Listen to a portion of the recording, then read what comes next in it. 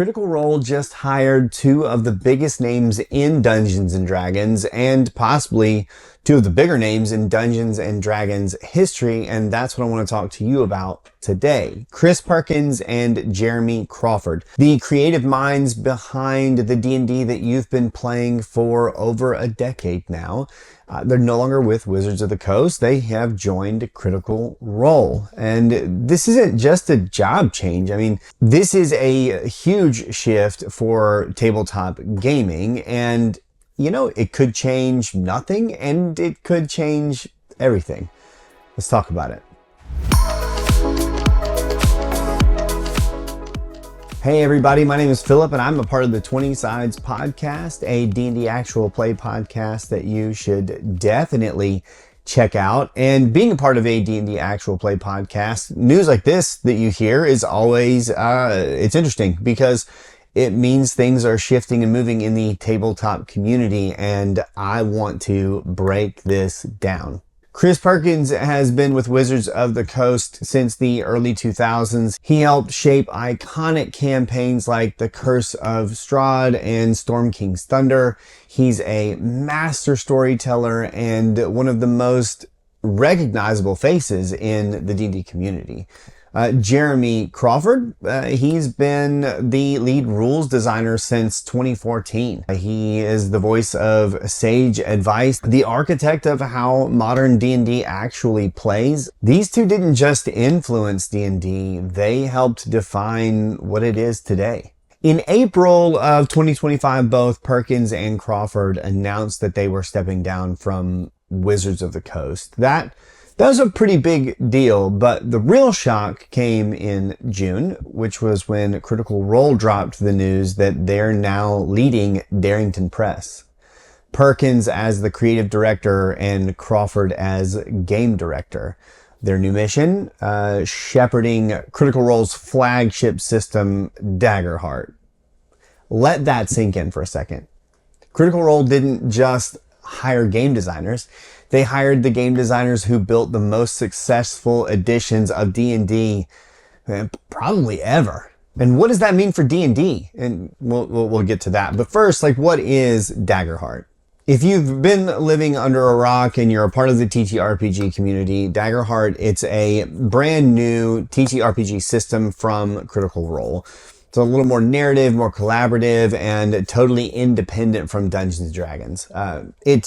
It's designed to feel familiar, but offer new freedom for players and dungeon masters, game masters, however you want to say that. And now, with Perkins and Crawford shaping it, this isn't just like a fun side project for Critical Role, which I think a lot of people in the beginning thought that's what it was. A fun side project, Daggerheart. This will be kind of a cool thing for Critical Role, but it's definitely not just a fun side project anymore. Daggerheart is a real contender, is a serious rival to Dungeons and Dragons.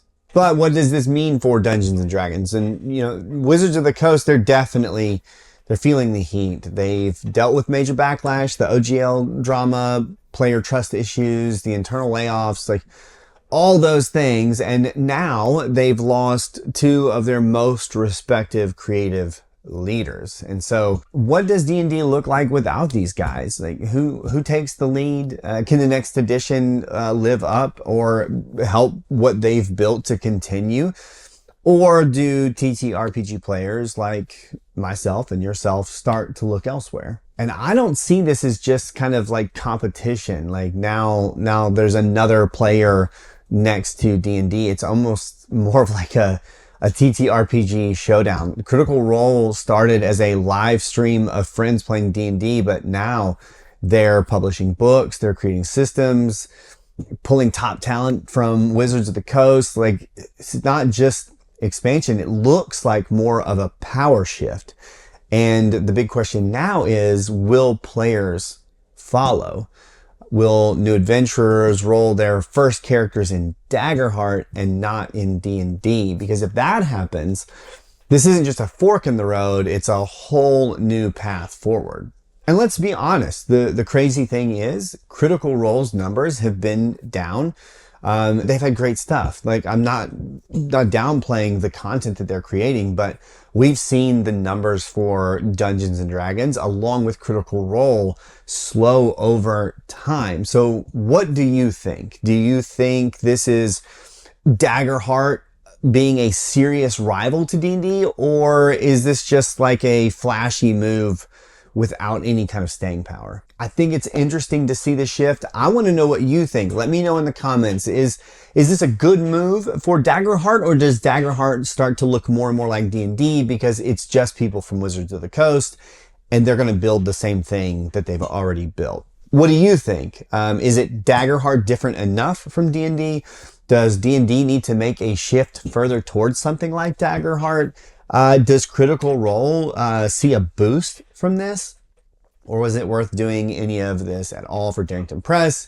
Let me know what you think in the comments. I'm going to be watching because it's just interesting to see this kind of stuff take place, especially with the dumpster fire that Wizards of the Coast has been.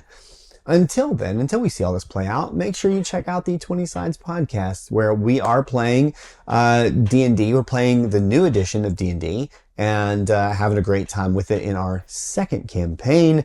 You can find that wherever you get your podcasts. Again, let me know your thoughts in the comments. I would love to know what you think, the TTRPG community, what you think about this. But until next time, we'll see you soon.